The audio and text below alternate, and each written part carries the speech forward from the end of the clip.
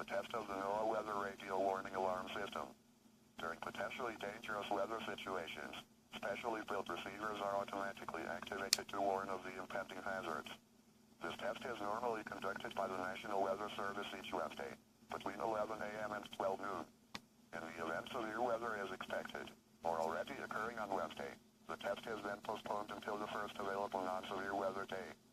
To provide the most consistent warning service possible, the warning alarm will be activated for selected watches and warnings affecting parts of eastern Iowa.